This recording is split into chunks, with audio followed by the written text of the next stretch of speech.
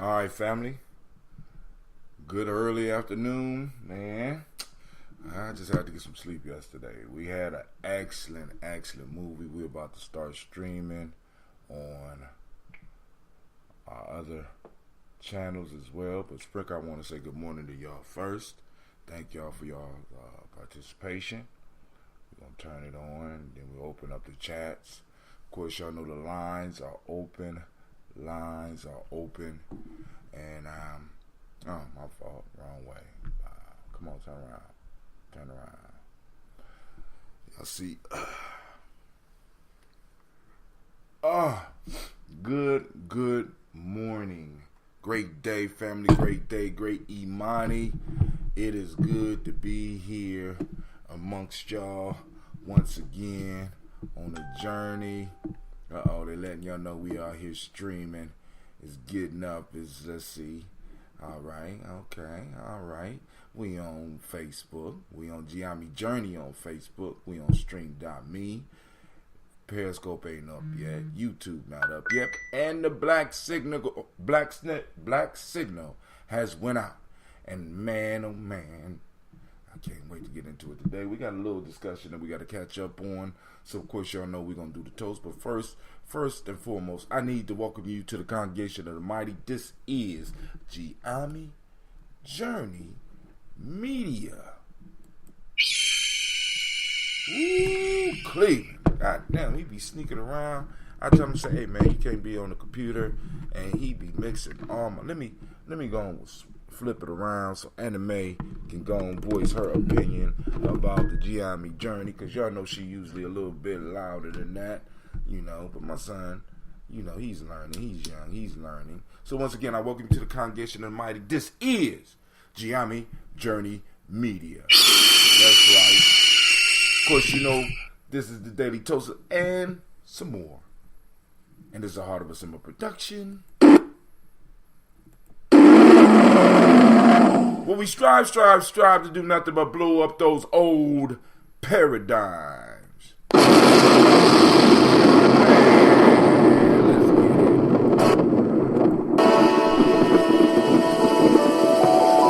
your water, grab your glass. Mr. Diddy.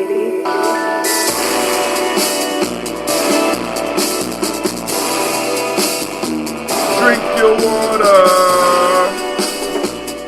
Come on. Drink your water. But first, take your breath and drink some water. Take your breath and drink some water. Take your breath and drink some water. Whoa, take your breath. That feels good. Drink.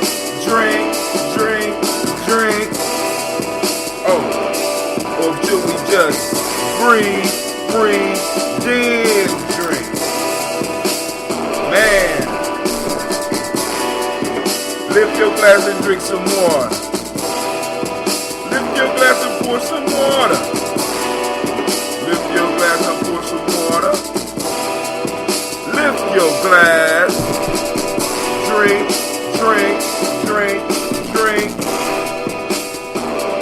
Or should I say, lift, pour, then drink. Now, move your body and drink some water. Move your body and drink some water. I know some of y'all old out there. Move your body. Move your body and drink some water. Move your body. Drink.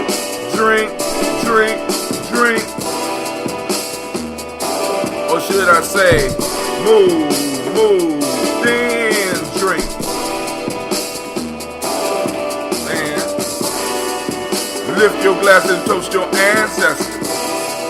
Now lift your glass and toast your ancestors. Now lift your glass and toast your ancestors. Now lift your glass. Drink.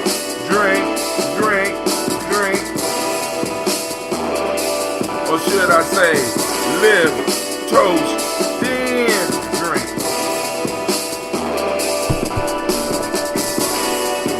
Take your breath and drink some water. Lift your glass glass and drink some water. Move your body, drink some water. Raise your glass and toast your ancestors. Breathe, live, move, drink. Got it right. Breathe, move, then drink. Wow. Lift your glass and sip some water. Take your breath in, sip some water. Move your body, sip some water. Raise your glass and toast your ancestors. Let me open up these lines. But you know, drink, drink, drink, drink. Lift your glass, lift your glass, lift your glass. Lift your glass, lift your glass, lift your glass.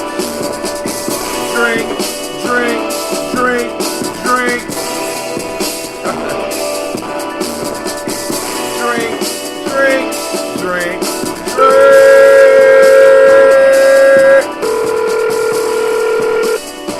Let's drink. You are the first participant on this Super Conference. Please hurry, validate the numbers to join. Let's get this. Let's go. Oh, the chat is open. Okay.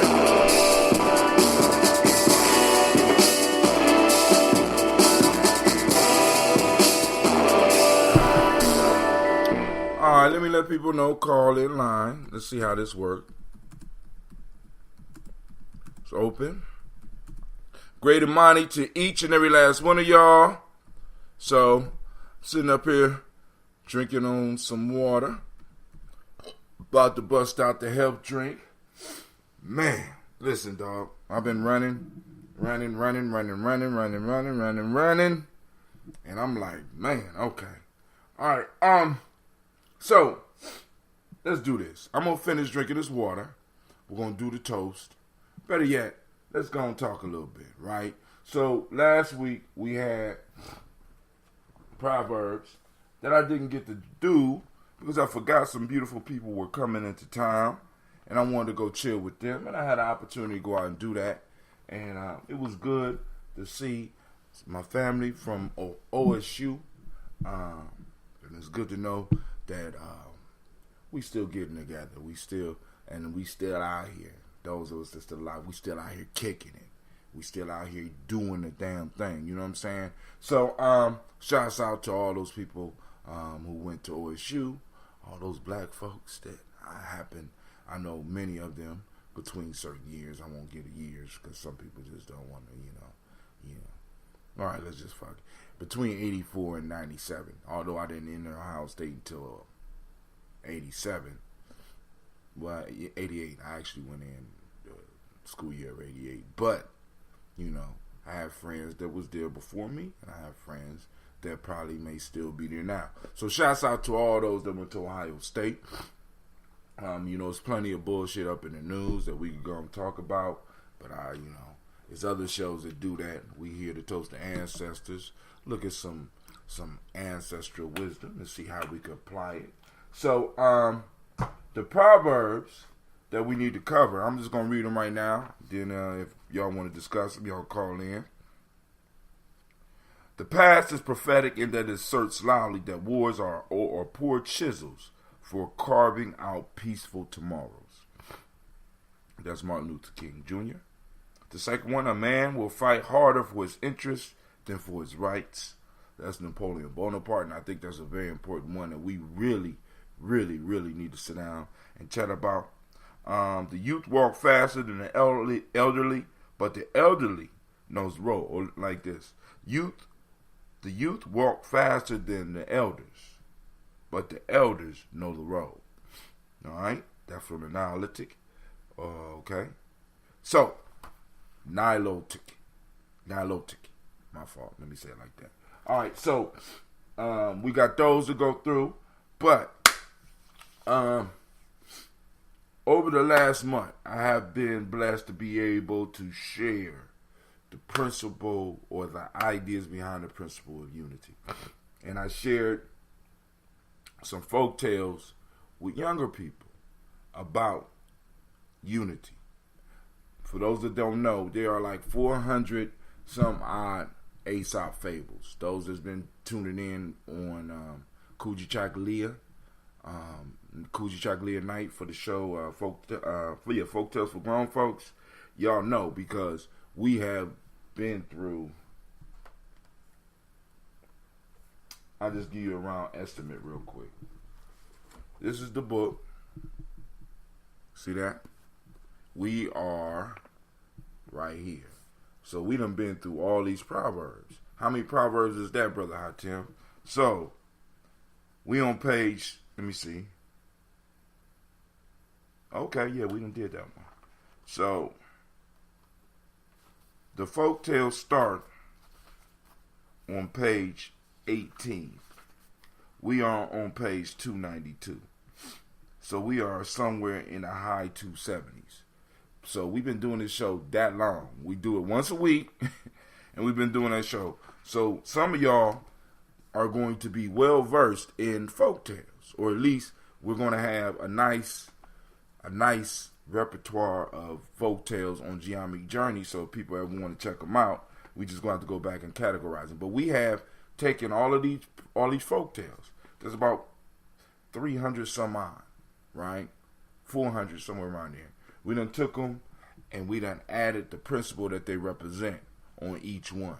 So what I did this year, because it took me about 3, maybe 4 years to start compiling them and finding them in the format and getting young people to help me and read through all of them and categorize them as one of the M7 or one of the Nguza Saba.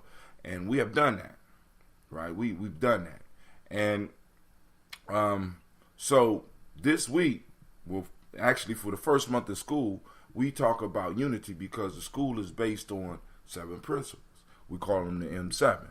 All right. And so each month we push through one principle as the central principle of that month. Now, not that everybody buys into it, but it's a brilliant concept. Brilliant concept. Let's teach. We want to talk about these principles. Let's teach the young people about these principles. And my thing was the best way to teach them about the principles is use folktales. So over the last month, I've been able to get through 4 folktales primarily and 5 in some class. And then I ended with one last folktale at the Rocket Roll Call. And I'm going to share that one with you. But I'm going to let you know the lessons that we learned about unity. The first one, for those that want to track the stories, and you can look at the stories, and I'm not going to post them, but you can find them. The first story was called The Dove and the Ant. And that dealt with kindness. That dealt with practicing kindness. Unity requires kindness. Unity means that you're doing things for others, especially in your collective, mainly in your collective, in your tribe, in your family, out of kindness, not out of what benefit you could get out of it for yourself. Just doing kind actions, just small kind actions that help unity thrive. You understand? Kindness, that's the first one we learned. Now, I'm getting this from the kids. Second one was from a story called The Donkey and the Purchaser. In The Donkey and the Purchaser, the lesson was the company we keep. Be aware of the company that we keep because others reflect that, but also going deeper, looking at the term of company. A company is a group of people that work together for a certain goal. So what company are you forming within the group that you're striving to have unity? Because we have them. We call them cliques. Let's call them, I'm calling what they are, companies. They're companies, and all companies have an end goal.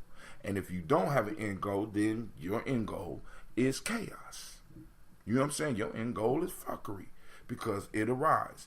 Entropy exists, and entropy, where there is not a guiding force, entropy will come up and it will overtake it. All right? So the companies that you keep, are they working for the collective or against the collective? Very pertinent one. Less so for kids. Well, actually more kids and adults, children and adults. right? Because you see this shit happening. Y'all could be on some good shit. Some good shit is going. Companies form. And those companies is Fuckery Inc. You know what I'm saying? Gossip Inc. Bullshit Inc. You know what I'm saying? We got these companies popping up within our collective, within our tribes, within our communities. These groups pop up and cause confusion. And we have to start understanding that not only as an individual do I affect the collective, but I also affect the collective by the company that I keep. So that story is called actually called The Ass and the Purchaser, but I can't go into the school and be like, listen, children, I'm going to tell you the story about the ass and the purchaser. I wouldn't even be able to get into the story. So it's the donkey and the purchaser at the school, but in folk tales for grown folks, it's the ass and the purchaser. And it's not a porno, by the way. It's a very good story. Very good story. The third story was the 3 bulls and a lion. And this one, the lesson that popped out was conflict. If we're going to have unity, we have to know how to deal with conflict. Because soon as we start fighting and fussing among ourselves, we make ourselves vulnerable to the lions or to the predators outside of our circle that could come in and eliminate us one at a time. As a matter of fact, in the story, they talk about the lion hatching a scheme to get the bulls and the lion, to get the bulls beefing amongst themselves. How many times have we witnessed this? How do we resolve conflict? I'm going to go over to my corner, and you go over to your corner, and we go over I'm taking my ball, and I'm going home. Isolating yourself. Isolating yourself in the midst of a war zone. That everybody, almost everybody in the collectives I be messing with, understand is a war zone. I can't understand it for the life of me. Right? I'm sitting up here trying to keep peace, and shit, I'm the bad guy. I'm like, oh, okay, well, fuck it. I don't care. I just be the bad guy. I'm going to keep building, though. Good luck. You know what I'm saying? Good luck. All right? Conflict. How do we resolve conflict? And, of course, you know, we got what case of stuff. Where is that? There you go. Resolving conflict. How do you feel? Mad, sad, or scared? I can answer that. Once you answer that question, I can ask further questions to help you move on. What's after that, family? After that one, the last one that I'm going to cover, because the fifth one, not everybody got. But the fourth one is called the stomach and its members. The stomach and its members, right? And this is a story about a stomach where everybody's jealous of the stomach because the stomach get all the food. So they just decide not to do shit. Till they finally realize that it's the stomach's job to make sure that all of them get to eat. But by the time they figured out, it was too late. The body died. Right? So, that story is about understanding and knowing your position. Understanding and knowing your position. And even knowing other people's position around you. Because you can't have the nose trying to be the stomach, because the nose can't do what the stomach do, nor can the stomach do what the nose do, nor can the stomach do what the eyes do, but the eyes can't do what the stomach do. The brain can't do what the stomach do. The brain does what the brain does. The eye does what the eyes does. The nose does what the nose does. Other than that, you have confusion. You can't have unity if you don't know your position. Oh, yeah. I got it in my bag. I will be calling you after the show. I was about to mention that. You ain't give me a chance. But I got you the whole packet. Right here. I'm about to go out and make those Ambrosia deliveries. Right here. You got the whole packet. So you got to go through the packet to find that. But it's a good look. Right?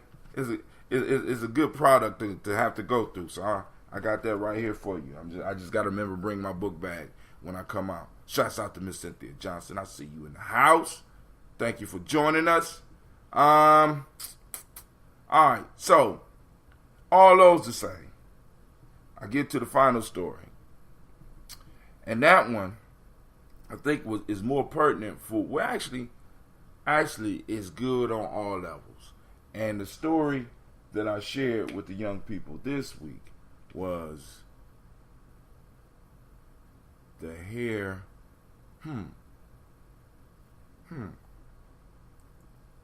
Hold on, I gotta look it up. Brother getting old. I love it. All right.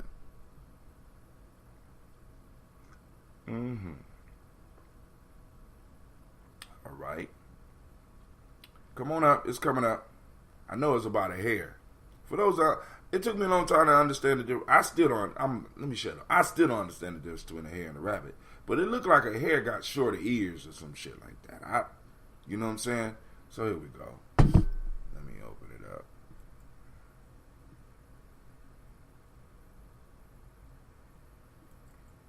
Come on. Computer moving slow. There we go. About to say maybe it don't like me no more.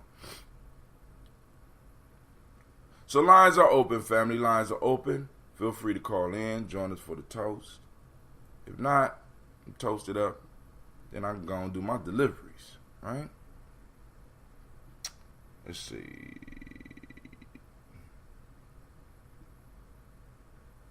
I got the first screen up. The Hare and All His Friends.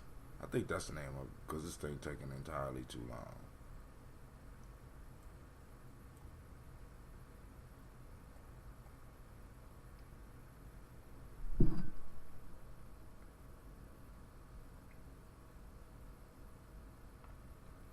All right. Damn, it's taking a long time. All right, here we go. Boom. Come on. Come on down. Come on down. Come on down. Went too far down. All right, there we go. The Hare with Many Friends. That's the title of it. All right. So I'm just telling it in my fashion. I want y'all to think about it as adults as well as community. Right? As a tribe. Right? As a people with specific needs here in America. So, the hare was very popular amongst the other animals.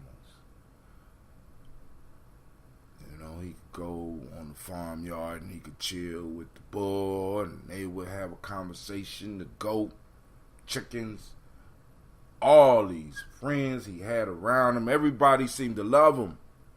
Right? He popular, and he believed that he had a whole lot of friends. So one day, he heard behind him the baying of hounds, and he heard men's voices.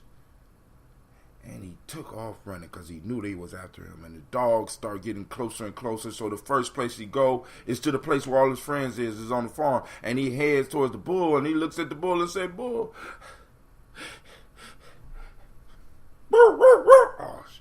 can I hide here?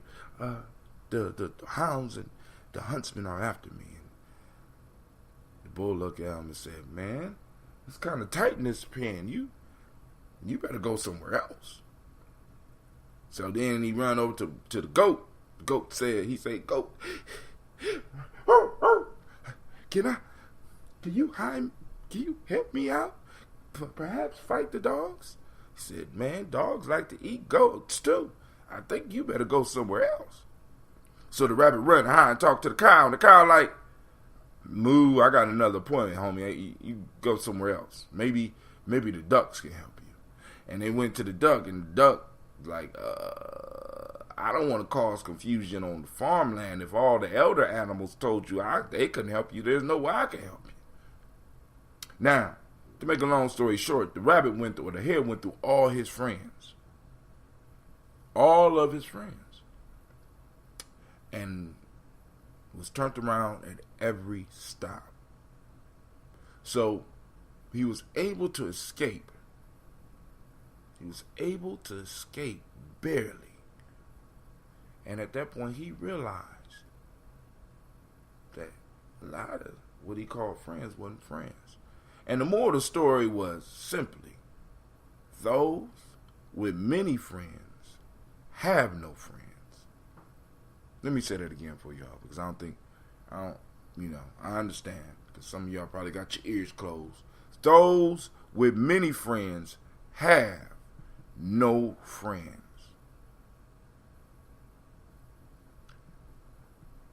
And that's kind of a rough one for the social, those of us that's social out there. That's a rough one for, because one of the reasons I'm bringing it up for the show is that as a people in America, with black people in America, with a very unique claim on this country, very unique. You know what I'm saying? For us to be gathering all of these so-called friends, right?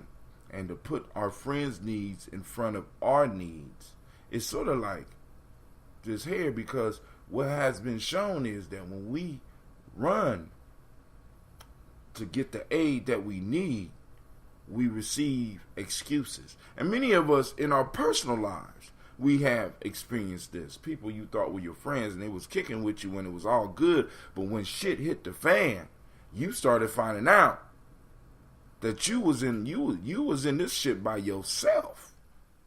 Right, family? And one of the things I love about Aesop is Aesop throws stuff up, and you really have to think about what he's saying, and then you could really start putting people in their proper place, which goes back to that one folk tale, the stomach and its members, because those other parts didn't understand their role, nor did they understand the role of everything else, including the stomach. The stomach caught the beat because the stomach always got the food, right? But they didn't know their space. They didn't know their place. And what I'm telling you, as an intelligent being, as a very intelligent person, you need to start identifying what people's roles are in your life, so that you won't have to be running to their door when the shit hits the fan and be turned away. If you are going to have friends, if you are going to have people you call family, if you're going to have all that, when it is you need to be able to be clear on who are fair weather and who are steadfast, true friends. I honestly believe that's a major step towards success. You know, you hear all these, because a lot of these people's success philosophies have to do with you by yourself. But it's also about the company that you keep, fam. I'm just being honest. I mean, you know what I'm saying? A lot of that is about the people you claim as friends, and the ones that's gonna be real with you and be like, yo, you been kind of, get off your ass and let's get to work. Or you can have those that be sitting around, oh, man, you deserve to chill. Go and take a break. You know, let's chill for about a couple of weeks. As long as you got the beer and alcohol or whatever they like, as long as you got the food, they want to chill with you. But when that shit's gone, you by yourself. So let's go and drink this water and get this toast on.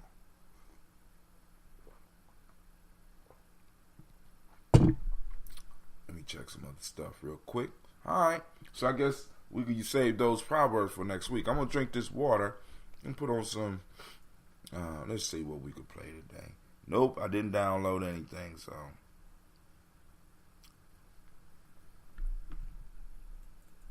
Uh-oh. About to say it froze on me. Let's see.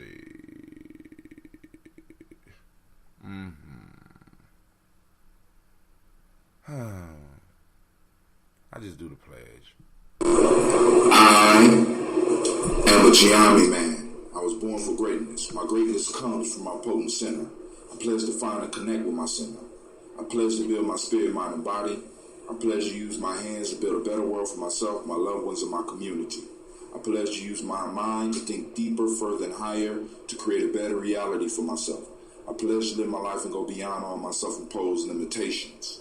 I pledge to promote the principles of the Gye-Nyame warriors and to assist all those who are seeking the path of success. I pledge all these things first to myself, my teachers, to all my relations, and to my higher power. I am Gye-Nyame. Ashe, Ashe, Ashe. All right. What I have is the last little bit of that Justice League. That's the lemon, lime, and ginger. Somebody been sneaking in my goddamn bottles.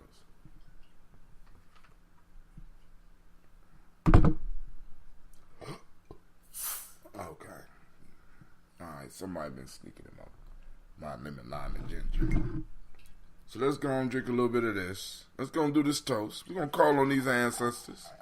We're going to get it popping off. You see this one? This one is, I allow it to sit and stew in that lemon, lime, and ginger. Lemon juice squeezed out, lime juice squeezed out, the whole thing. The whole thing. It's right in there. So that's kind of why it's kind of white too, kind of a milky consistency. See it? Alright. First, giving honor to the Creator by whatever name you choose to call that Creator. We lift up our glass and we salute that Creator. Once again, by the name that you choose, and we say, Ashe. From there, family, we move to our beautiful list of ancestors. And family, if you want to add your ancestors to the list, the number is 614-300-1875. Text hashtag ancestors. I will send you back a form. Fill out the form. The form allows you to put your ancestors on there.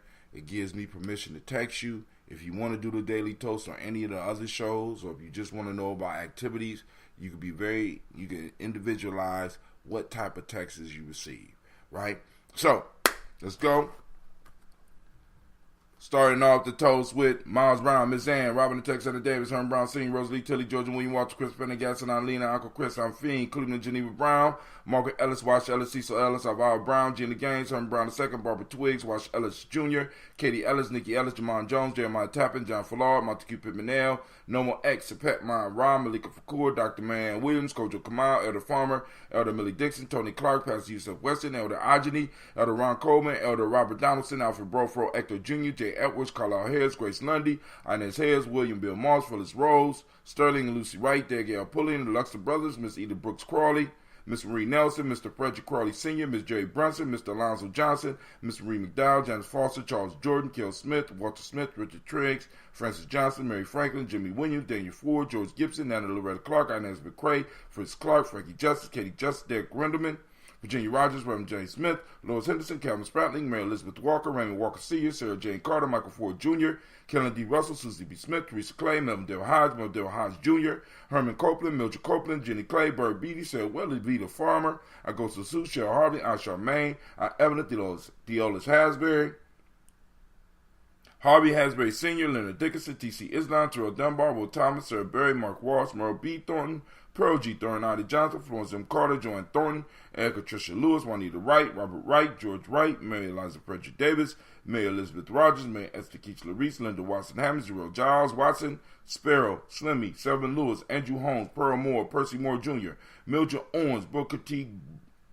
Bowden, Charlie Hunt, Sammy Stover, Hilda Pearson, Sturgeon Thornton, Richard Thornton, Lavina Hall, Freeman Bankston, Mary Moss, Philip Peacock, Willie Thornton, Napoleon Kennedy, Mark Ramsey, Paul Ramsey, Matt Ramsey, David Ramsey, Charles E. Thornton, Frankie Quills, Urania Thornton, Bernice Quills, Ernestine Jackson, Frankie Johnson, Teresa Mormon, Leon Johnson, Charles Bell, Vivian Ramsey, S.E. Johnson, Delrita Johnson, Leon Johnson, James W. West Sr., James Parham, Dana Jones, Henry World, James Farmer, Mary Chavez, Leon Grace, Bessie Johnson, Hattie Levester, Mary Moreland, Paul Moreland, Elder Caleb, Rosemary Martineer, Elder Amatette Wellman, Fred Douglas Triggs Sr., Thelma Triggs, Thomas and Lula Berry, Lacey Allen Howe, Frank and Rustin Davis, Fred Douglas Triggs II, Bina Triggs, Reverend Eddie Moore, Helen Fuller, Eugene Jackson Sr., Richard Ellis, Silas Alexander, Charles Maxwell, Percy May Alexander, Arthur Reynolds, Stanley Lockhart, Ricky Lockhart, William Lockhart, Woodrow Lockhart, Brenda Porter, Deacon Hargrove, Carla Sawyer, Andrew Parker, Doris Donald, Ellis Murphy.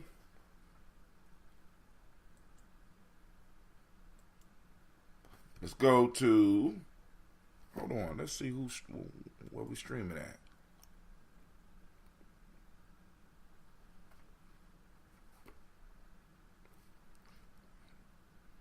Annie Ferguson, William Ferguson,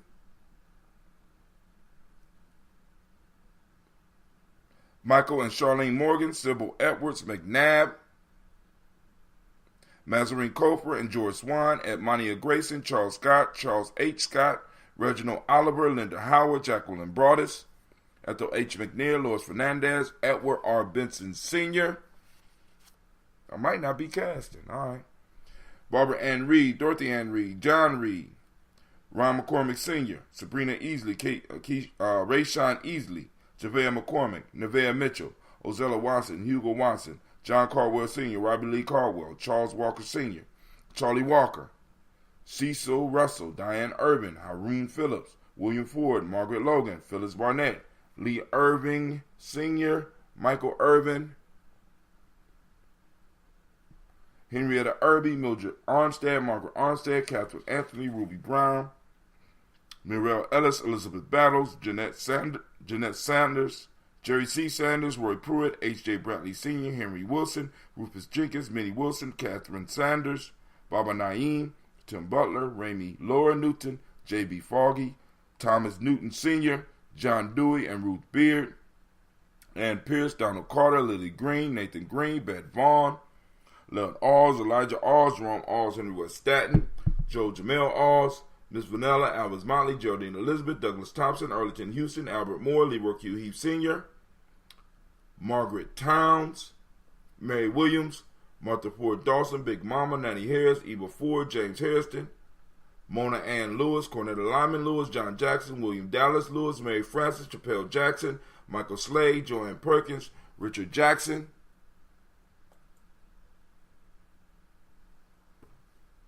Vivian Stevenson, Neely Johnson, Fletcher Swan, Maddie and Charlie Scott, Ida Casey, Thomas Kofer, Doretha Ross, Riola Ross, Robert Nelson, Francis Stevenson, Leroy Stokes, Lester and Rachel Saunders, John Bowie, Alex Nixon, Eula and Andrew Baker, Patricia and Edwin Brooks, Gwendolyn and Bob Hatch, Kimball Vernon, Bradley Kim, Janie Harriet Tubman Cates, Spencer Sturgis, Sally Mae Baker, Ethel Baker, Creola Baker, Geneva Baker, Aaron Nino Baby Hatch, Hatch Sr., Mally Miller, Housie Hatch, Dan Cleveland, Mother Gibson, Alice Arnold, Arthur Arnold, Hattie Reed, Charles Reed, Aunt Becca, Archie Beck, Anna McGill, Charles McDaniel, Christine Cottrell. Hey, who piloting Gye-Nyame Journey right now?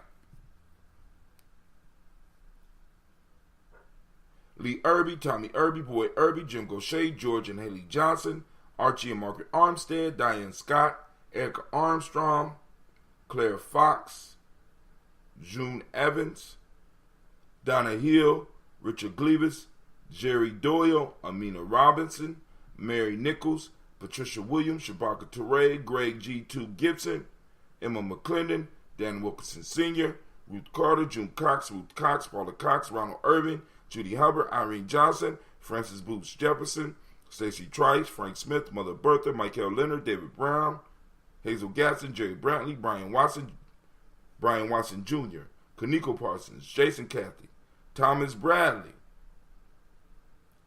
Reverend Roosevelt, Word the First, Jennifer Sensenbaugh.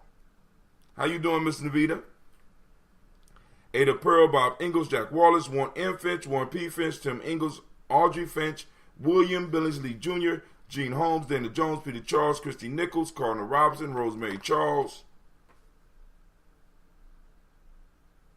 Nayland Blair Sr., Edward Stevens, Sue Ann Stevens, Joe Davis, Timothy Butler, Janice Carter, Michael Carter, Leon Peanut Carter, Margaret Carter, William Carter, Lisa Jordan, Charles Lee Mosley, Dorothy R. Blair, Florence Evans, Pamela Blair, Ransom Evans Sr., Sam Evans Sr., Joe Davis, Timothy Butler, Charles Wooden, Penny Brown, Rory Lee Printup Jr., Miriam Johnson, Wilbert Longmire, Edith Catney, Eugene Spratling, Calvin Spratling, Phyllis Lee, DeFridas Hines, Inez Bostic, Edna Bostic, Winifred Scantleberry. Man, lifting up our glass to those ancestors, and we say, I say, from their family we move to the present moment. You know what it is. So we about to toast the moment. You know what I'm saying? What's the matter with you? You know? Tomorrow. Let's do it tomorrow. There is no tomorrow. There is no tomorrow. Ooh. There is no tomorrow. All All right, family. So we gonna get out here and we gonna live this day. We gonna do what we supposed to do. We gonna do some building today. Today is Imani. Imani. For those that don't speak the language, Imani means faith. Harmony is the demonic principle of the day. Trust is the M7 principle of the day. Red is the color as you see with the damn. This red Daily Toaster shirt look good. Yeah. The Hermetic laws, gender, male energy for the day, male name for the day is Kwesi. What's up, Kwesi? Female name is Akosua. Shots out. From the Emotional Emancipation Circle African Center Cultural Virtue and Value System in Wolof today, we are dealing with Jom, which is a sense of honor, self-respect, Akan ethics, goodness of human nature. We're going to talk about that. Traditional Yoruba, attributes of good character, Oju Ona, originality. Looking at the circle for the 6 emotions, family. Mad, sad, scared, powerful, peaceful, joyful. Which are you? And what are the questions? You need to know these things. We need to go and bring this brother back. We need a workshop. We need a weekend workshop. Lock in weekend workshop. We gonna rent us a nice little place up somewhere, and we can actually work on exercises and be at a lodge somewhere and just be chilling. You know, we just got to come up with the dough. Let's do it. We can do it. All right. So in this moment, we salute, because in this moment is all we got. And in this moment, we are going to make all the changes that we need to make in order to move forward. And with that, we say Ashe from their family. We salute our children, our children's children on to infinity. And we say Ashe from there. Guess what? That's where we go. We go to all of our relations. All of our relations, right? All of our relations. And I'm cool with that. So I lift up my glass, and guess what I say? Ashe.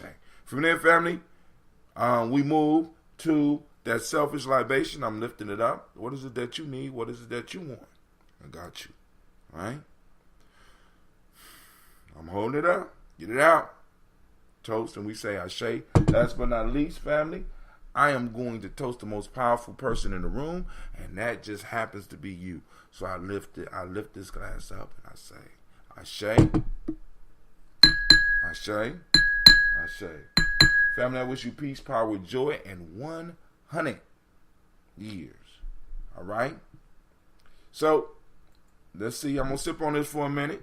Y'all want to have some discussion? The lines are open, 614-556-4535. Once again, that number is 614-556-4535. If you want to call in and join the conversation, we got some.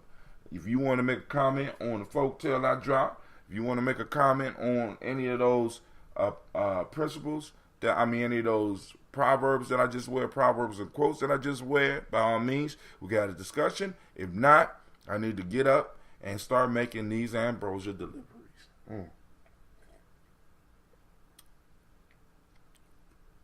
This call is being recorded. Somebody on the line. Who this on the line? This is Sister Nafita on the line. What's up? Oh, by the way, we want to thank everybody that came out and kicked it with us yesterday. Okay.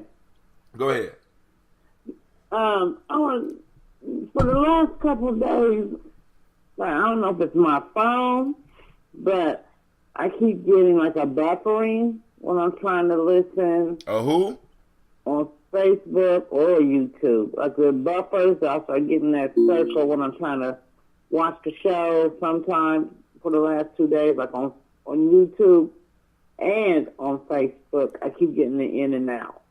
Now, I don't know if that's just on my end. No, that's not on your end. That's just technology I'm using. I'm trying to get this shit a chance, because I get to stream on multiple platforms. But if I got to let that shit go and go back to the way we used to.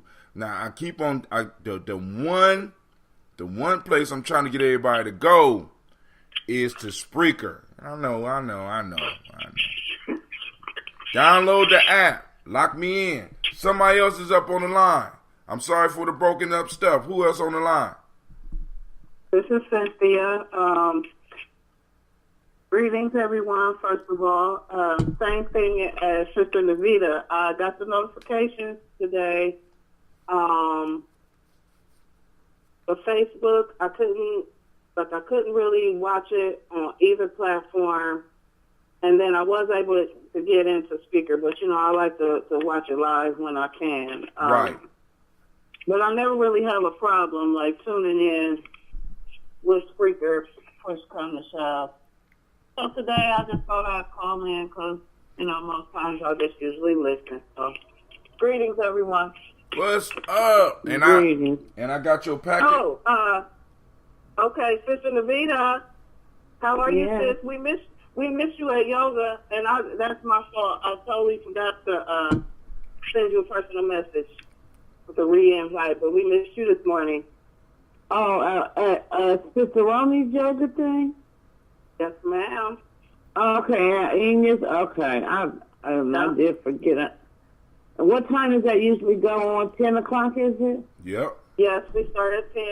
Mm-hmm. Okay. And it's always a beautiful session. So anybody listening, if you're in need of healing, please believe that we're healing, doing our healing for everyone. But, it's always good to practice in community. And so take this as your personal invitation to come to Sister Ronnie's yoga class on Sunday morning. Sunday mornings where? Okay. Is that Gore Insurance? Mm-hmm. On Broad Street, right next to the BMV. Right next to the BMV. We had a great turnout last night for Dark Girls.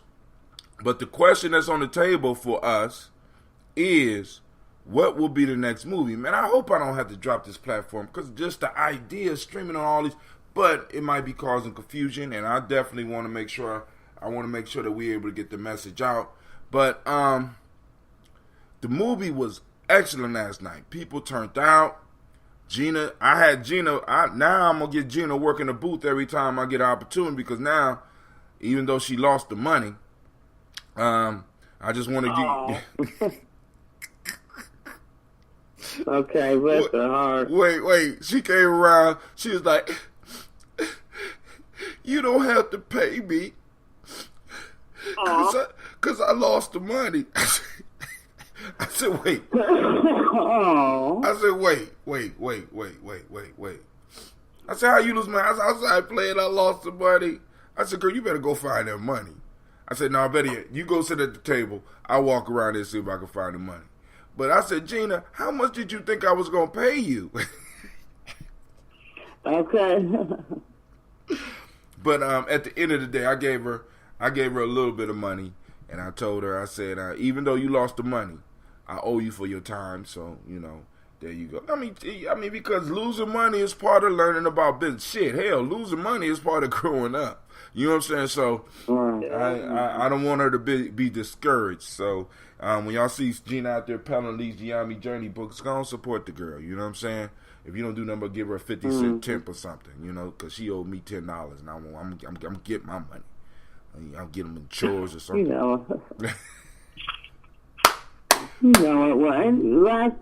Okay, you crazy. But last night, it was a great turnout, and one of the things that stood out to me last night was the testimony of Sister Tiandra Finn. She really, really brought everything home to me. And when she talked about how, some brothers will say to you, I got to have me a light-skinned girl, your light skin, or whatever. Okay. He's hearing this feedback or something. No, that's me drinking, girl. Go ahead. Oh, okay. So when she talked about that and the different comments that we may get even as light-skinned sisters, and she, she would let the brothers know that that's not a compliment to me. You know what I'm saying? And it's not a compliment. And she would go on to say to her, not just to the brothers, but to the sisters and Woo. anybody else. That I'm chocolate, just like you. You know what I'm saying? Like we in this game together. There is no difference because of the exterior piece. I'm chocolate, just like you.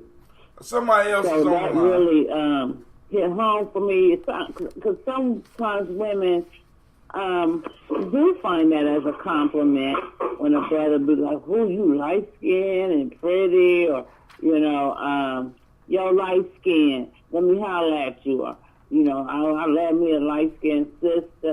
All of that stuff, and so it felt good to hear the sister say how she was chocolate, just like the rest of us sisters. We all chocolate sisters. And we're not going to do that differentiating thing, and it's not a compliment. And I really like that when she said that. Somebody else has joined us on the line. What's going on, family? Feel free to share. Who is it? Maybe they just want to listen in. Yeah. Hello? Who that? Yeah, this is Quasi. What's up, Quasi? I'm doing work on this house right now, and there's a lot of saws and drills going on, so I came in on mute. Okay, cool. Did you was just calling in to listen? I just now saw that the line was open, man. I've been over here working. I just wanted to see if it was anything that I could still catch. Right. I like to listen before I speak anymore these days, Well, not me, man. Well, we appreciate you at the movie. He wasn't at the movie. That wasn't even here, man. I know the real Quasi. That wasn't Quasi, dog. That was a clone. That nigga been cloned. I'm trying to tell you right now. Yeah, you can't be telling my secrets, man. My clone's supposed to be a secret, man. Everybody ain't supposed to know about the clone. I'm like, damn. I said, this nigga getting up here making sense. Motherfucking, you can't be deeper than me. Fuck that. Get out. What are you doing? Talking about that's deep, dog. What? Now I gotta say something. No, but we really appreciate everybody that came out, and Quasi, it was good seeing you. Bring it on. I'm looking for this poem that I got. I'm gonna read for y'all real quick. That goes on that whole chocolate piece, cause I wrote that shit. I have to, but I gotta find it. All right, cool. Here we go. All right, check this out. As far as the dark ladies, right? I wrote a poem years ago. As a matter of fact, my sister Jackie was the one. Jackie really let me know how she, this one right here. She was like, man, I need that shit. I was like, this is one of the first poems I wrote. I had a teacher by the name of Dr. Marianne Williams that you often hear me toast. And she was the one that brought this up out of me. And it's called Chocolates. And it says, it's long, y'all, so hold on. No one likes chocolate, but everyone seems to like vanilla and alpine white. The darker the chocolate, the longer it sits around and no one will take a bite. Chocolate doesn't even like chocolate or its darker cousin fudge. For anyone to buy either one, they would need a little nudge. It's a shame when a chocolate company spends more money on vanilla than on its own and try to lighten up chocolate to be as white as a bone. Now vanilla, goddamn. Hold on. Now the vanilla company has put German chocolate and white chocolate on the market. Now the vanilla, Now it's even harder for a piece of chocolate just to be chocolate. Now to me, being chocolate is the only word I would be in, but the only way I would be bought if my name was first European. Or if in some way I try to fade to alpine, but there is no way I could change without first destroying my mind. Now I love caramel, and when I start to eat vanilla, I find it hard to stop. But nothing tastes as good to me as one of those fine, proud chocolate drops. Or fudge is even better when it's made the right way. Either one will give me enough energy just to make it through the day. The worst part about the situation is when chocolate starts to dislike itself. Then it gets all hot and sticky and begins to melt. Now there's nothing in this world worse than a melted piece of chocolate. Even if I bought a melted piece of chocolate in the trash can, I would drop it. Because a melted piece of chocolate would do nothing but contaminate the others and cause strife and turn one piece of chocolate against another. Now vanilla doesn't like chocolate because it's becoming too sweet, and chocolate is becoming too wise for even alpine white to cheat. Vanilla and Alpine White are upset because it's becoming harder to control chocolate's mind and would gladly trade in African chocolate for European chocolate of any kind. Chocolate has been doing research and found its history that Vanilla and Alpine White hid. Now chocolate knows it's been around for millions of years. Chocolate developed science, philosophy, mathematics, theology, and you even find pieces of chocolate in the pyramids. Chocolate even found out it was in America before Vanilla touched the seas, made friends abroad, and started the first universities. Vanilla and Alpine White became upset and told Chocolate, "Now you're going too far. How dare you say we come from you? And you were the first to map the stars." Now, Chocolate, do you have anything to back up the things that you are saying? Chocolate reached into his library, pulled out several books and years of research just to prove that it was not playing. Now, Chocolate said, "Look, here's the proof as any fool can see. And also, when the creator wanted something sweet, the creator first created me." Now, when other chocolates heard this, they fell in love with their own taste and started to get angry about all the years they had went to waste. They went to work immediately to put chocolate back on the shelf. This was a simple task because chocolate had the first to learn to love themselves. Now, this was complicated because many obstacles had been put up. Chocolate had to first learn that there is no life without struggle and stagnation corrupts. Plus, Vanilla and Alpine White definitely wasn't a joke. They put magic rocks in the chocolate neighborhoods that would get chocolate high when smoked. The magic rocks could easily be turned to quick cash, and this made it very profitable for some of the chocolates to stay off the path. Vanilla also developed laws that chocolate had to follow, just to make sure if chocolate won its struggle, its soul would definitely be hollow. Now, Alpine White was smart and king of all the tricksters. He tried to deny chocolate research by forming history to fit its picture. Now, Vanilla came up with terms that would fill chocolate with self-hate, like nigger, porch monkey, negro, mullion, and spade. Now, with all this, chocolate didn't get upset. Chocolate figured as long as it could write and speak that it hadn't been defeated yet. Chocolate also realized that time was on his side, because if you mix chocolate and vanilla or chocolate and Alpine White, you get a chocolate kind.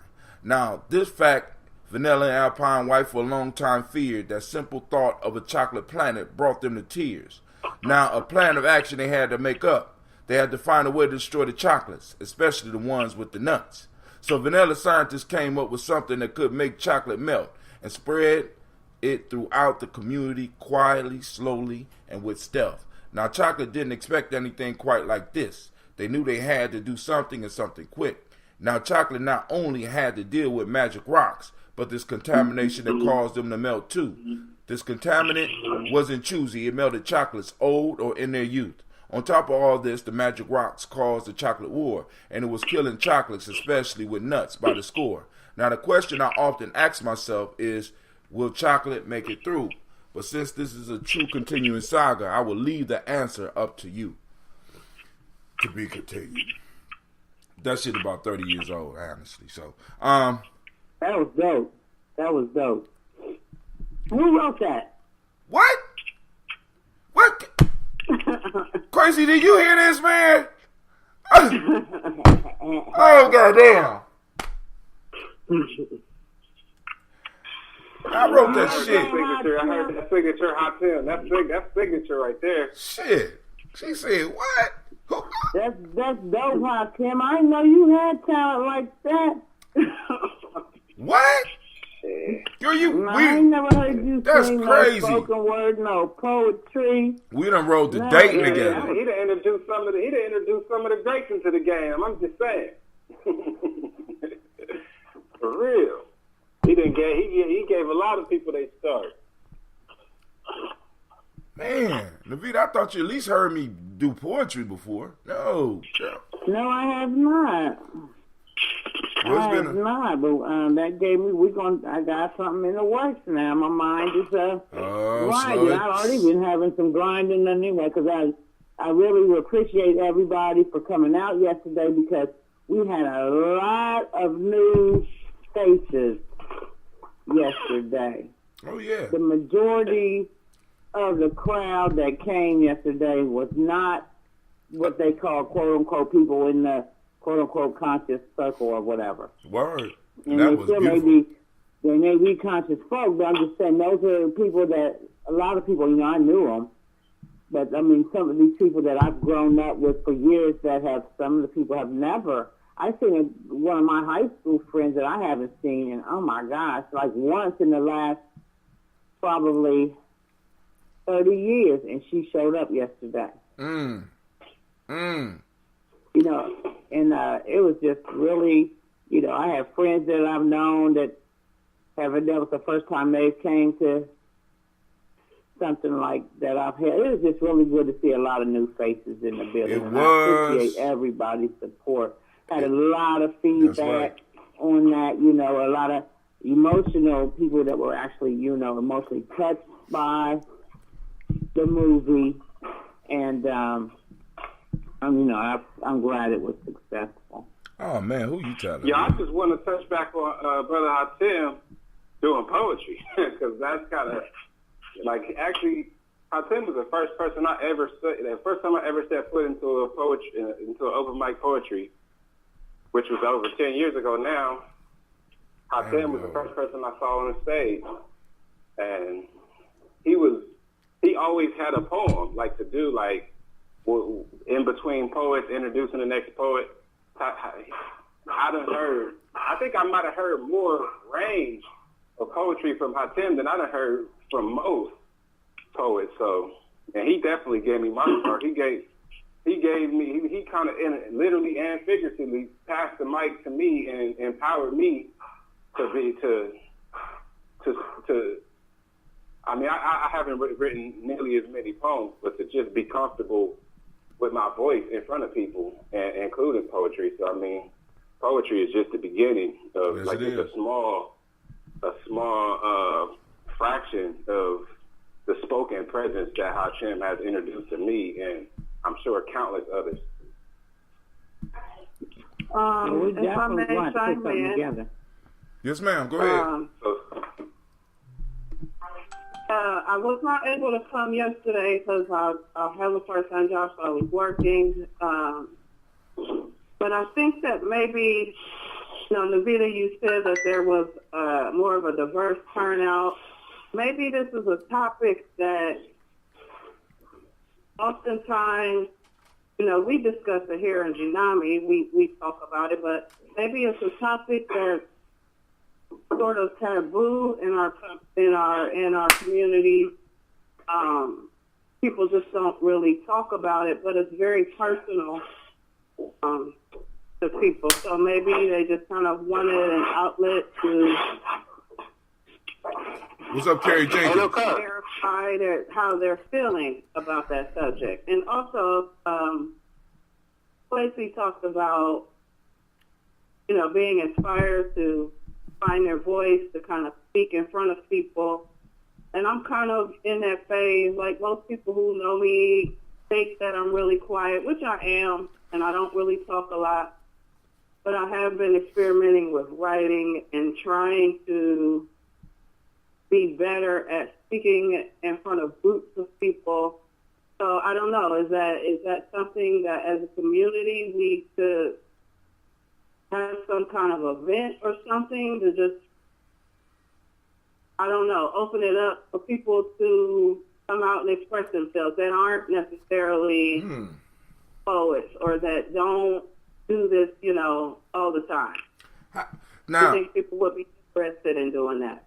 I think people may be interested, but how do we? I mean, so are you? So let's take that a little bit deeper.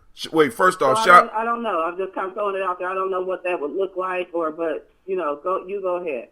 All right. First off, shouts to Carrie Jenkins. Wait, well, hold on. Carrie Jenkins is on Facebook. We want to send shouts out to Carrie Jenkins. You remember? You know who that is, right, Quasi? Shouts out. All right. So now, but go ahead, Quasi. You was talking because I'm trying to, because that's a good idea, but because I'm trying to get, because that might be something new. But go ahead. Yeah, I just saw CJ last year. I went down to Atlanta. He took, you know, he showed me love. It ain't been a year really since we have been went since out without communicating since we first hooked up. But that's another person I tend to connect me with, man. But now I was thinking that, like, ever since you brought me on stage and kind of encouraged me to get up there, like, I done got more and more comfortable. But I done hosted about 5, 6, 7 shows, like been a part of a bunch of shows that done came up, like, so, and I mean, it's been about 2 years now since I did one, and I don't know, I wasn't necessarily thinking about doing that, like, consciously, but I know I'm getting back into being comfortable being in front of people, because just where I was at in life, I didn't want to be out in front at that point in time, because I just was dealing with my own stuff. Right. But, you know. But you know the beauty of stage. You know the beauty of being on stage is that you get to deal with your stuff in public. It's therapy. You know what I'm saying? That's why, you know, that, you know, and then also I kind of took advantage, man, because, you know, Kojo used to set a brother up, and I get up there, man, and by about 10 o'clock, you know what I'm saying? That's a joke. But let me say this. It is our responsibility to pass the mic. You know, because what you was part of is a tradition. You know what I'm saying? It is my responsibility. I can't hold on to that shit. I have to pass the mic. That's why I will pull you up, and I will pull Madonna up, and I will pull other young people up, and be like, yo, it's time for y'all to start hosting this shit. You know what I'm saying? Because shit, I'm building for eternity. I don't know what I run until I don't know what motherfuckers else. I don't know what other people out there is building towards. I'm building for eternity. So that means that I have to pass the mic, because one day you might be able to pass the mic to Cleve, or pass the mic to some, you know, to some of the other young people working with. You started to kind of touch on it, but the way you did it was smooth. Like, you did it in a way you made it seem like you needed me to. Well, I watched you do it. I did need you at the show, but you put it. I did need you, because by the end of the show, by the end of the show, Quasi, you already know. I mean, do I need to even say what was going on? By the end of the show, I did need you. You know what I'm saying? I mean, yeah. I mean, at that point in time, especially when it was hot, you know what I'm saying? I mean, and people was paying at the door. You know what I'm saying? By the end of the night, I did need you. You know what I'm saying? And it wasn't an act. You know what I'm saying? Because sometimes it's like at that point in time, I was going through a lot of shit in my life. I'm still going through a lot of shit. So I did need you.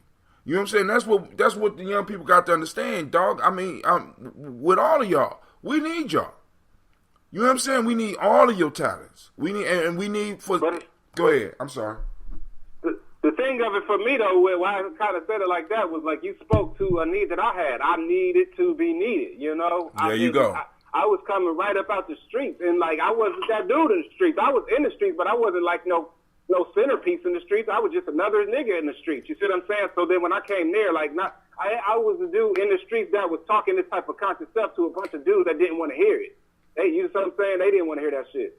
So when I came there, not only did I come into an environment where people was talking about the stuff that I was talking about on my own, but I had a need. Like, there was a role for me. And you know, consciously, subconsciously, however that happened, like, you created a space for me to be able to feel important doing something that was important for me. And that changed my life. But back to Sister Cynthia's thought, because maybe what we don't need is, we could do poetry, but what she's talking about, if I'm hearing correct, is a space where people could talk about those subjects that are, in the sense of plaguing our community, and be able to get up and express their ideas about it. The only question I have to ask is, how would we structure that? Because what poetry does, the way at least a poetry slam or a poetry night, people know that they got a time limit. You know what I'm saying? So maybe we could tell people they could do presentations and give them a time. Because, you know, sometimes somebody going off the cuff get up there for about 20 minutes. You know what I'm saying? I'm cool with it, but everybody else is not necessarily cool with you doing over 5 minutes of material and then going down memory lane. But are you talking about a poetry piece, Sister Cynthia, or were you talking about just people being able to come to an event and express themselves? Maybe sort of both. You know, maybe we could choose a specific topic, and make it so that it's not just discussion or someone, one facilitator just kind of doing most of the talking. But I don't know. I don't know. I don't know. I don't know. I'm just kind of throwing it out there. Good throw. Think about that. Let me think about that a little bit. Good throw. Well, some of the topics that, like you said, some of the topics that are maybe problematic yet taboo that we don't really get into in the community. So I think some take it for granted, and others just don't want to talk about it. Is let me come right back. Y'all go ahead. I gotta take this call. I'll be right back. It's important. How you gonna do that in the middle? Oh, Navita. In the middle. But go on, take the call. All right, so now, so right now, family, we're talking. Another topic, I think. Go ahead. Well, I was going to suggest another topic that. I'm sorry. I got somebody going through a crisis. I'm sorry. Go handle your business. So. Wait, hold on, Navita. I'm sorry. Hold on. I'm sorry about that, y'all. Hold on for a second. We got Sister Cynthia, finish what you were saying. The topic that, maybe some people might need to discuss, because I know I was at this point in my life at one time, is sort of making that transition from religious-based ideas to spiritual-based ideas. Because I kind of struggled with that for a minute until I kind of was able to find the right people, and, it's an individual journey, but I think sometimes our people, we need help making that distinction. And how do I,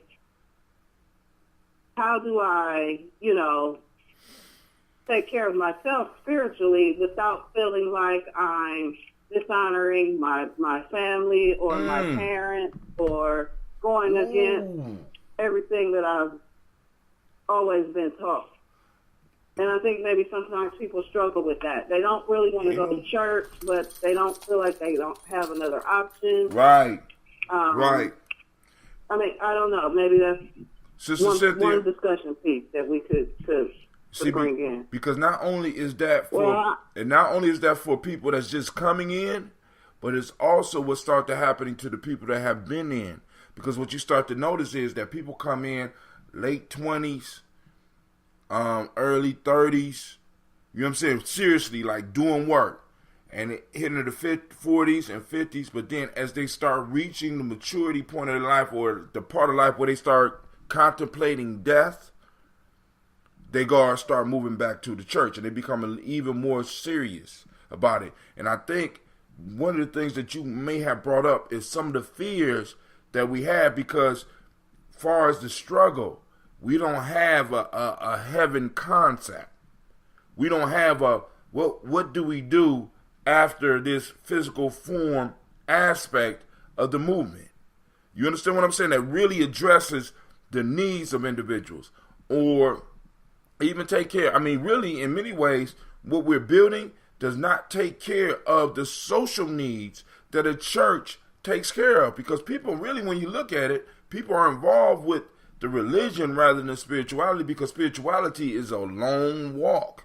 And we need to come up with a concept that fits in the area where people can practice their spirituality in a community and feel as if other people had a back throughout their life. Right. Because one of the major things that bother me is what I call the Black Power retirement account, which means that when you die, motherfuckers got to get up and scrounge and beg and borrow in order to bury you in some form of fashion with our elders, with those of us, because a lot of us that are looking at the elders that might be mad now, we will be where they are real soon. Those of us that's in our 50s, we know it because we done seen it in our own families. Where the motherfuckers used to be up and be able to fight all the time and be yelling and shit, now they done mellowed out. Now they done calm down, and they 60 and 70 years old, and they're looking mortality in the face. And the question we got to ask as a movement is, how do we help our elders look mortality in the face and still be able to support what's going on, not just with money, but also with their wisdom, with their involvement, and their energy. I'm sorry, go ahead, Sister Navita, because I think you was next on the mic. Well, I think that, last night we had most of the people there that I knew probably 98% of the people there. Hold on, y'all. Excuse me. Most of the people that I know that came last night were actually, religious people, Christian people. And I think that the topic was something that crossed all aspects of, people, whether it was quote unquote conscious, Catholic, Jew, whatever. That was a topic that everybody could relate to. So I think that's why the turnout was as it was. And I'm just like, we got to be able to reach and provide certain. I mean, the reality of what we're doing is that we need people to invest. And it's gonna sound spooky to some of those that might pop on. We need you to invest your life into the progress of our people. We need you. We need you to invest your life. We need you to get your children geared up to be prepared to fight for, the prosperity. See, because so far in America, because we have become the universal people, we have only been able to survive. And I'm just trying to let people know there's a whole nother aspect of life where we should be able to not just survive but thrive. You know what I'm saying?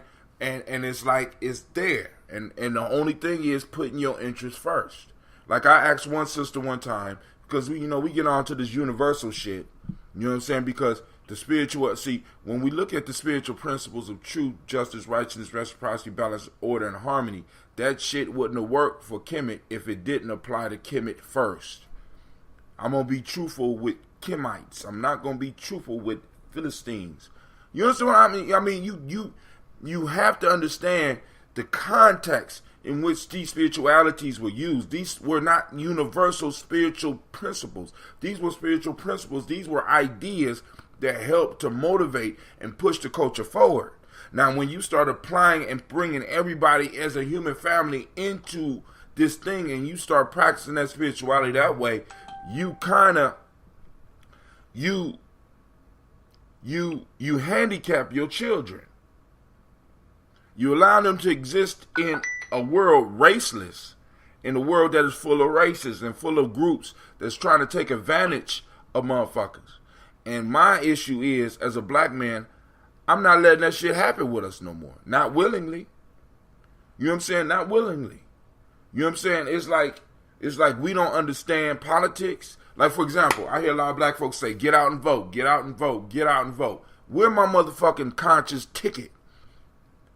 You understand what I mean when I say a conscious ticket?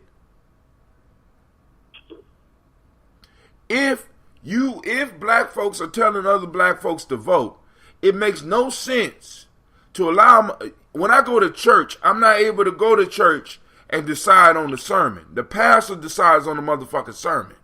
When I go to the polling office, when I go to cast my vote, if there is somebody leading me in my religious faith, why isn't there someone or a group that's putting together a ticket of people whose policies would benefit us? It's not enough to say, black folks, y'all need to vote. Your ancestors died for the right to vote. But they had an agenda. And what is the agenda for black folks when it comes to politics? What is the agenda when it comes to economics? Where is the ticket for people when I go and vote? So that, because I don't have time to research all all of the candidates. Which of these candidates have been tasked with our questions, have been tasked, and we could look at their policies and see that it's going to benefit us? You understand? So are there sorry. any candidates? Huh? Are there any candidates?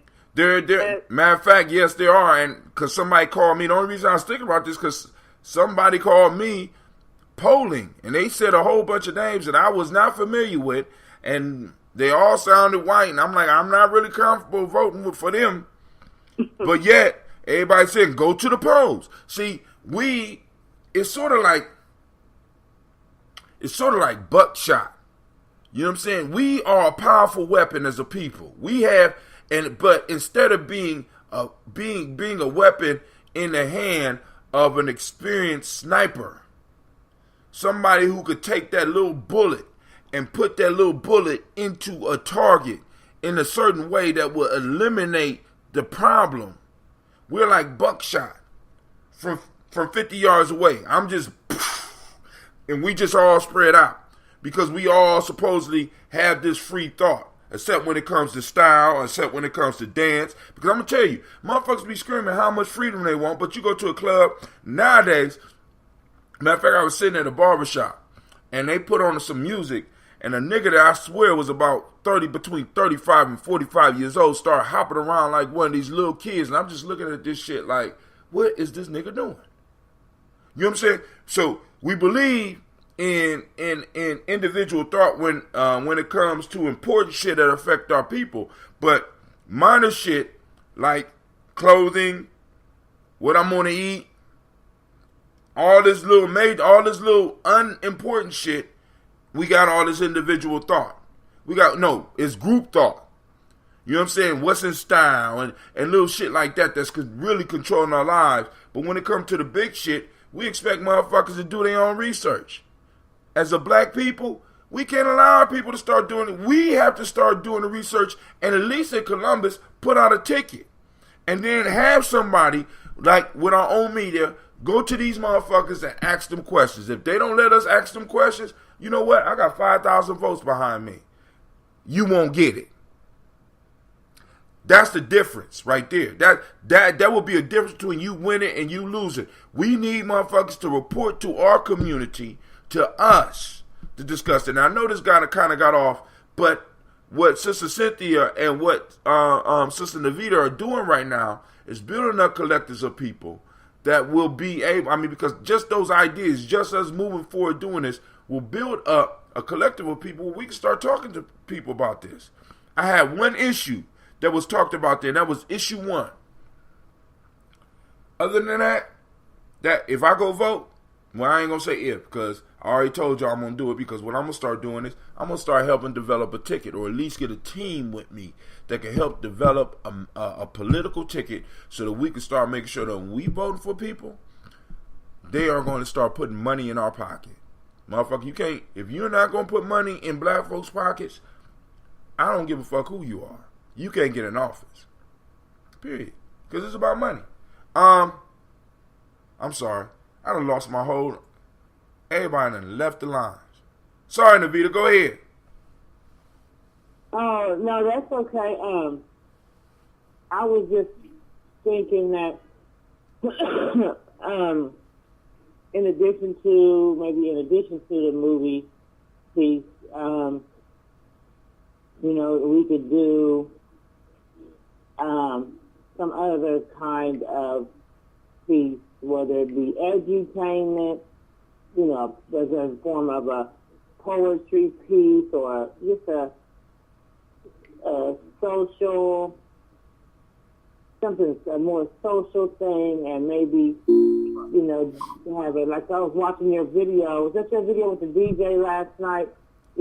Something, that could attract a broad crowd of people, because we had people from all kind of backgrounds yesterday, and I thought that was, that was just really cool. That video that I put up was J. Rawls and brother DJ O-Sharp, and like I said, if we was to throw an event and have them there, they'd get a crowd there. And they hot. And they conscious. He did the Malcolm X Festival. Yeah, O-Sharp. Oh yeah, O-Sharp did the Malcolm X Festival, and was able, as well as DJ Kemet. You know what I'm saying? Shouts out DJ Yeah, Kemet. DJ Kemet. You know what I'm saying? Because in hip hop, there's no illusions. In real hip hop, not this rap shit, there's no illusions about the role of the DJ in our collective, about the role of the music keeper and the story keeper in our culture. See, with me, because in many cases, and this is gonna sound fucked up to some of y'all, I'm more hip hop than I am African. And I know some people go, hip hop is that, but hip hop has a lot of shit that comes from this fucked up experience that we have over here. You know what I'm saying? And that's what a lot of people don't understand about me. So when I be telling people I'm not comedic, they don't really even understand. You know, I studied that. But, you know, I'm not Yoruba. You know what I'm saying? Because like I said, Lady J, she was rubbing because there's a certain part of me that I don't necessarily want to expose, but eventually I'm going to have to expose because I have a lot of anger. And I'm going to be honest with you. I have a lot of anger with Yahweh. I got a lot of anger with Allah. I got a lot of anger with Shango. I got a lot of anger with that shit. You know what I'm saying? And I try not to expose that. But when people go off on this whole spiritual kick with me, you know what I'm saying? With Heru, You already know where I'm at with that. I'm pissed. I'm pissed at Heru. I'm pissed at Asar. I'm pissed with Allah. I'm pissed with Yah. I'm pissed with all these motherfuckers that people be wanting to throw up on me. I'm very pissed because when my people was in need, none of these motherfuckers was there. I'm just saying, and I have a problem. You know what I'm saying? Just like with the story, because just like the story that you might have missed at the beginning, I did the story of the hare with many friends. And we are the people with many friends, with many gods, with many beliefs and shit. And when it came down to it, none of them was there. So before you approach me with Jesus, before you approach me with Shango or Batala, or before you approach me with Asat, before you approach me with Yahweh, you need to show me where these motherfuckers was when they was loading us up on the ship. Because they are right now that's just me. We're supposedly 13% of the population and 80% of the incarcerated. Where are they? It makes no motherfucking sense to me. Both of you are too mature to be talking like this. First of all, to address, we're talking about. Wait a minute, is this the Black Yoda? Brother. This is the Black Yoda. This Brother Kwame. Oh, goddamn. I thought he was out of town. I thought I was going to be able to get away with this shit. But go ahead. When we recognize ourselves as just being Africans, wherever we find ourselves as black-skinned people, depending upon what mythology, but nonetheless, regardless of what mythology you follow, we're Africans all over the place. So thus, this is just a continuation of the African experience. Not to borrow from what Malcolm X made popular in terms of just because you put kittens in an oven, don't make them biscuits. All right, so that's the first one. The second one is when you take a mythology for what it's meant to be. There we go. And not for what people are making it.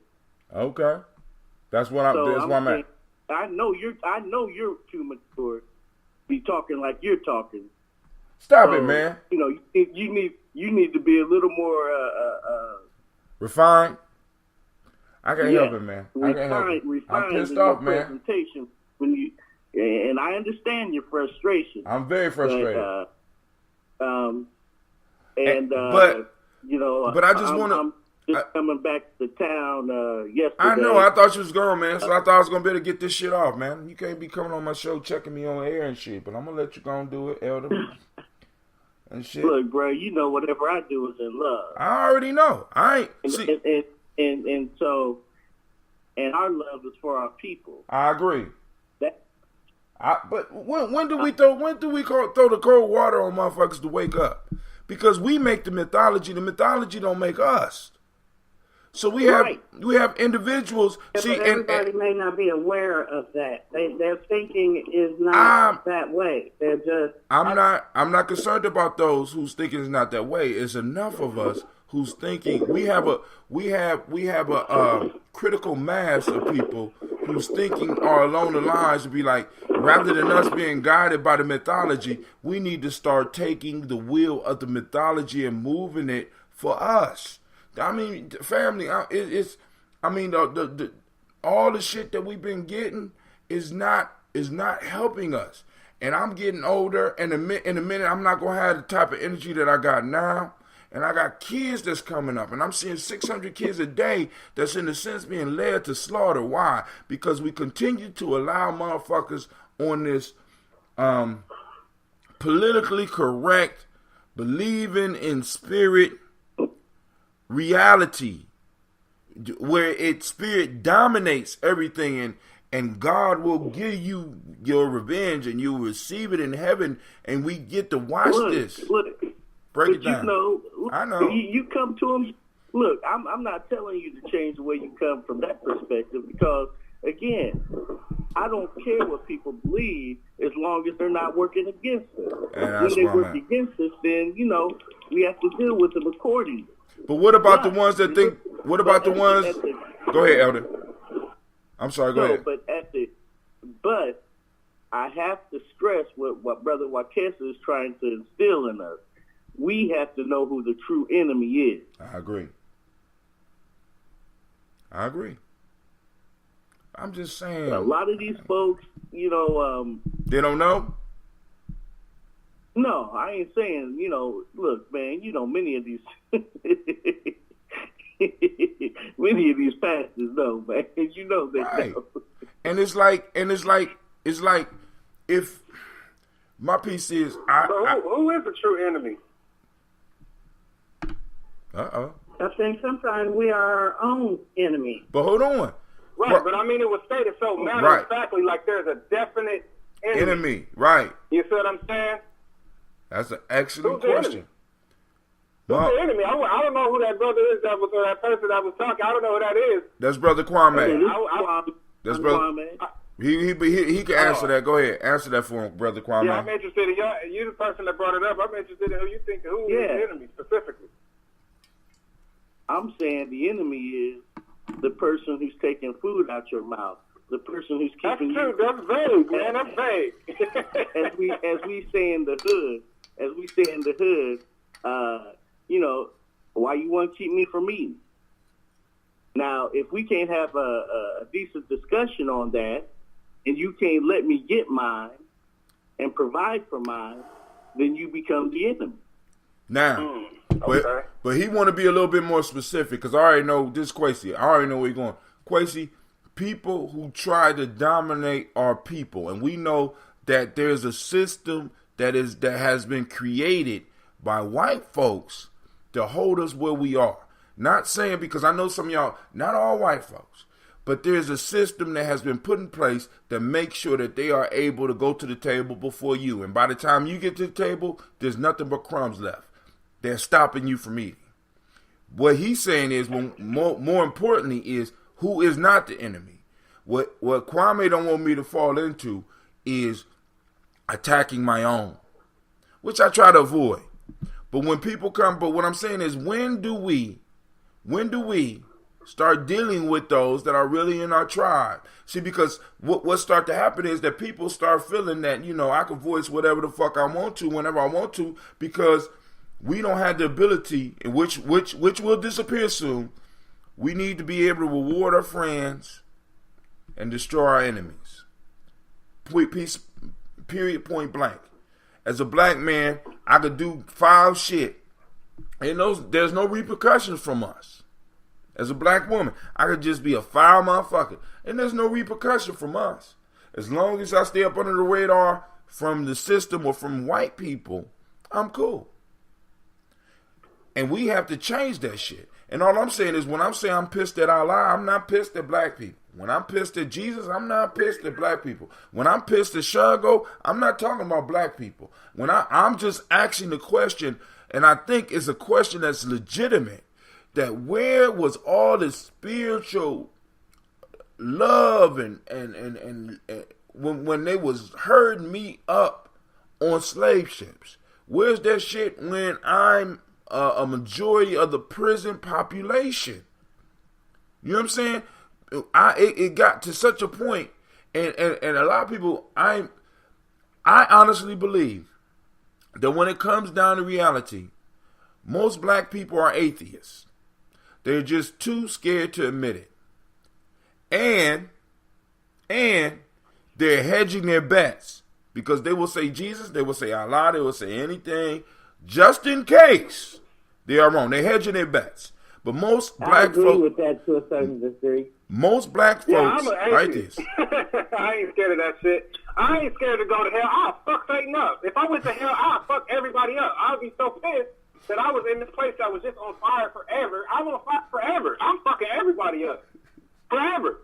And I'm going to break out. You see what I'm saying? That shit can't hold me. Like, oh, okay, this is what it is. It ain't no more bullshit now. It ain't no more deception. Hell ain't that scary. Hell is actually way more, this sounds worse than hell.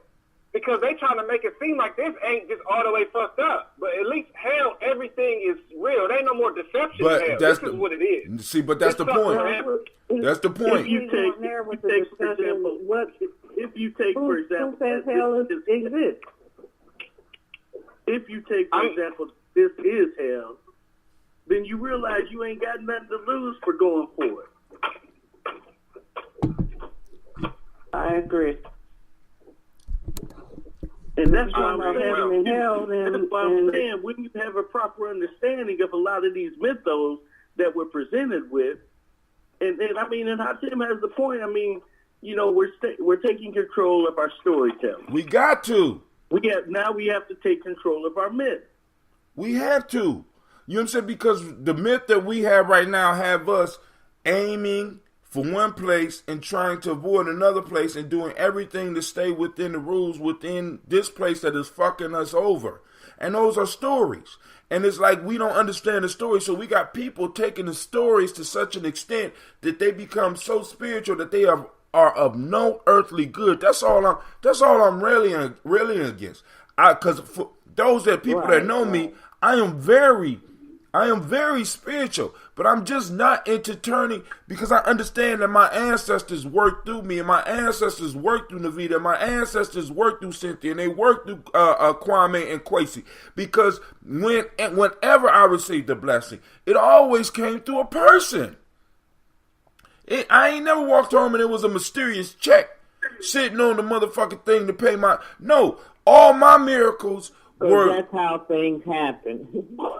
You understand what I'm saying? And it's like... I'm sorry, go ahead. Mythology tells us that all are... I mean, you know, from the Kemetic perspective anyway, that all are nature. And I agree. You and me.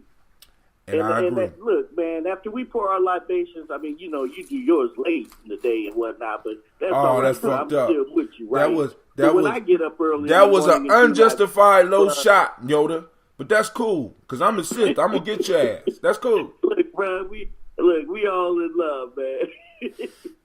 So, but when I'm doing mine, you know, at the end of my prayers, bro, I say, Lord Most High, ancestors, let us be the answer to our prayers. Ashe, Ashe, Ashe, Ashe. I hear you. I agree. And that's all I'm throwing out. That's all I'm throwing out, Kwame, because it comes to a point where we even have to draw the lines on...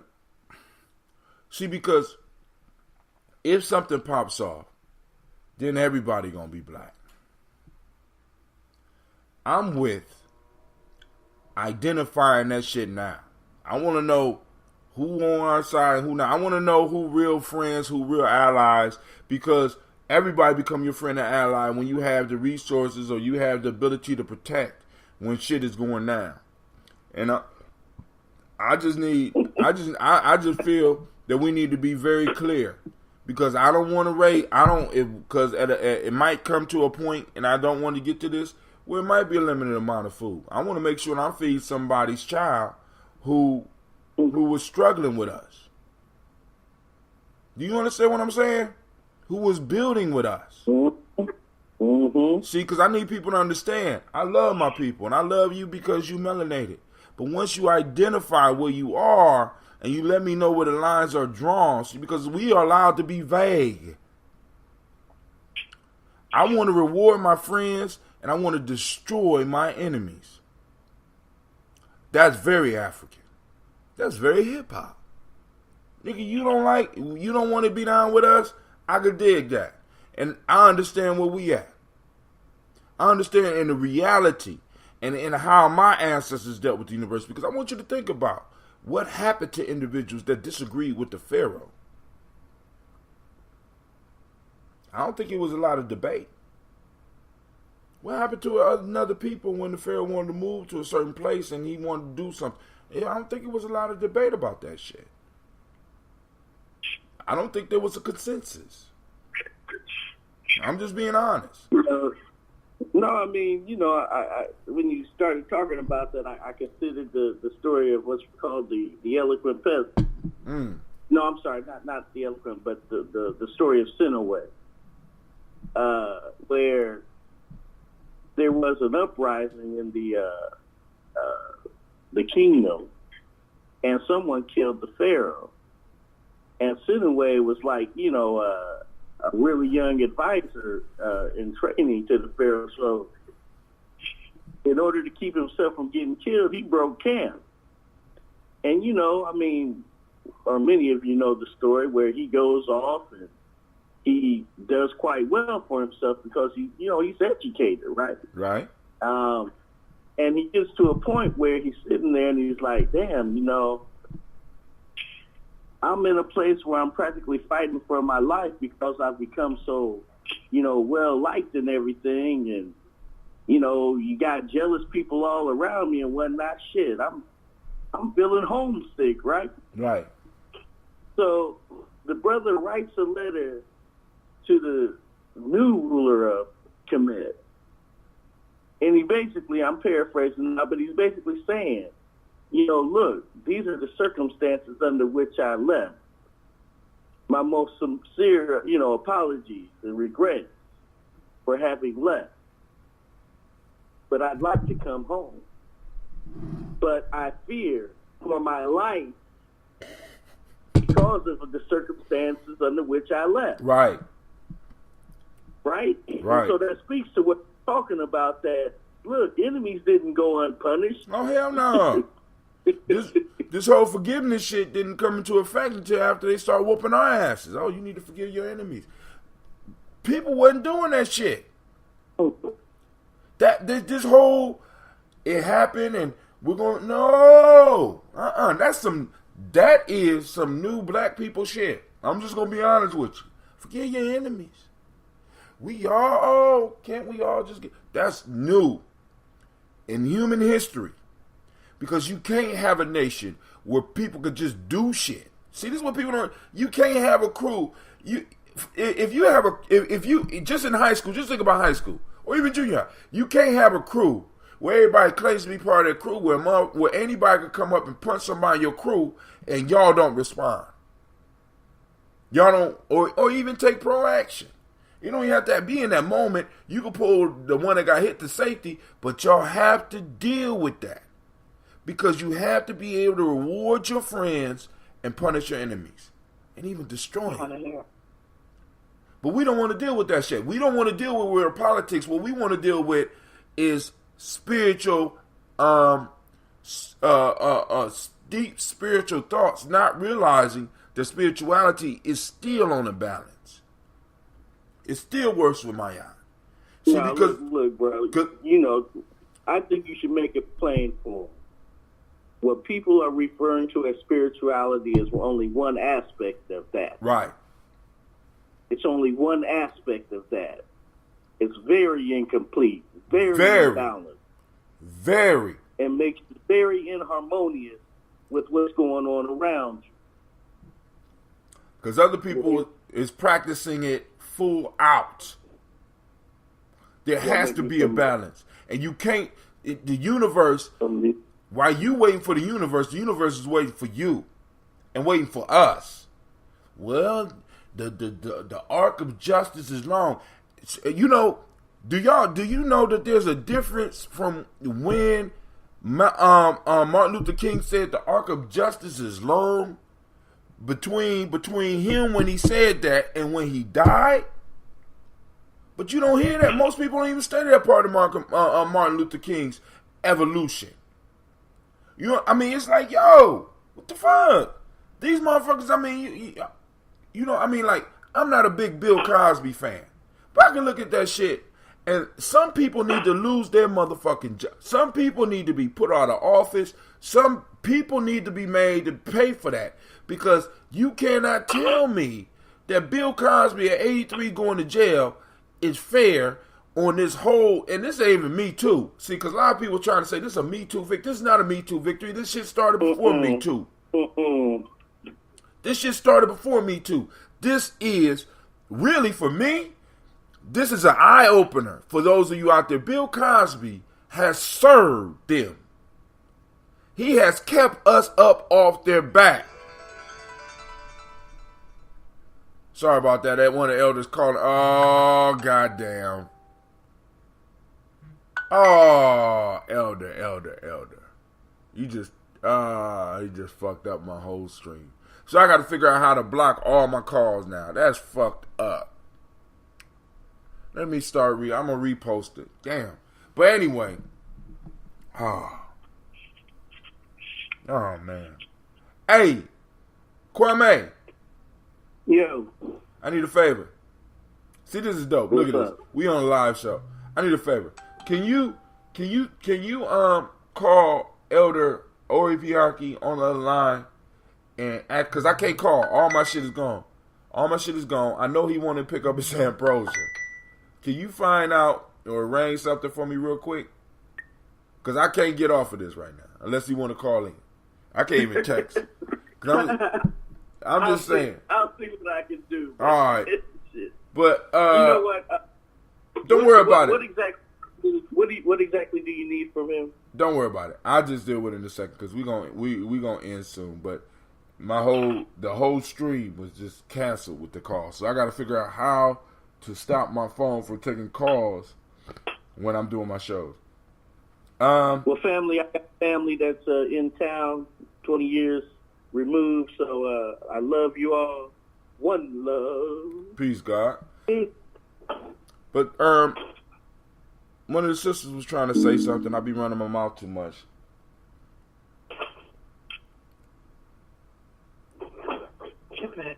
Huh? Hello? Hello? Yeah. Anybody want to comment on what we Everybody said? got dropped? No, Kwame had to get off. He got family here. I got family here. Oh, okay. So, anybody else? Anybody got anything they want to say? Oh, I always appreciate the dialogue. I appreciate being able to call in and speak. Thankful for your platform, sharing.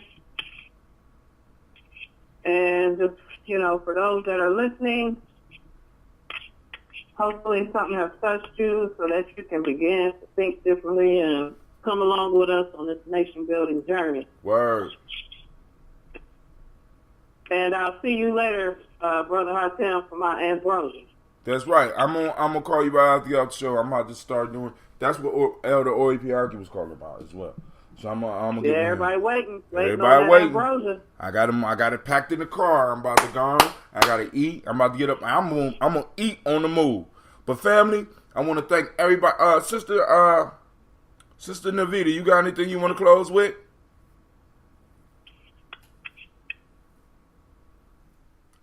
Sister Navita, you still there? Oh, she got company. All right. So, family, I want to thank everybody for joining us. I want to remind you that you have taken part with the Congregation of the Mighty. This is Gye-Nyame Journey Media. Oh, there's none like it. Come on, anime. Good God Almighty. This is a Heart of a Symbol production. Of course, you know this has been a daily toast as well as conversation.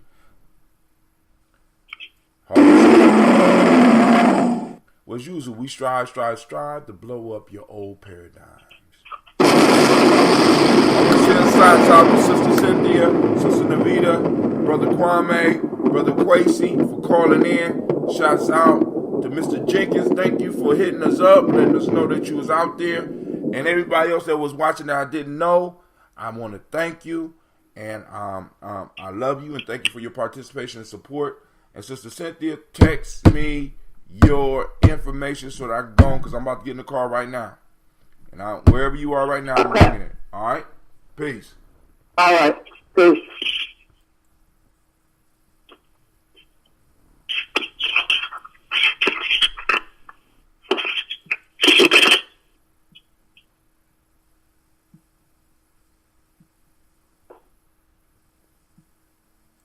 All right, speaker. Thank y'all once again for listening in. This is Brother Hatem, and I am out. Mr. R button. Now.